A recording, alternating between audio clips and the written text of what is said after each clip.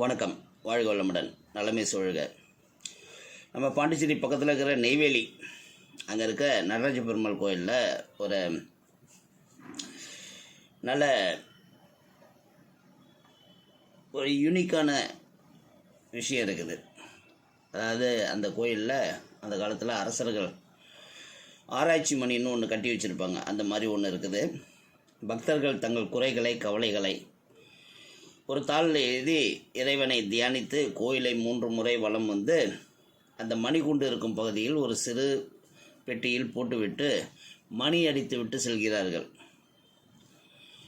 மறுநாள்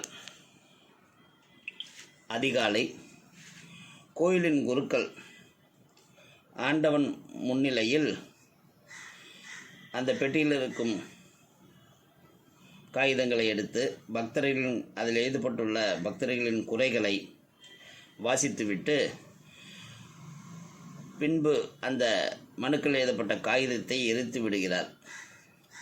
10 நாட்களுக்குள் பக்தரின் குறைகள் நிவர்த்தி ஆகிவிடும் என்பது இந்த கோயிலில் இருக்கிற ஒரு ஐதீகம்.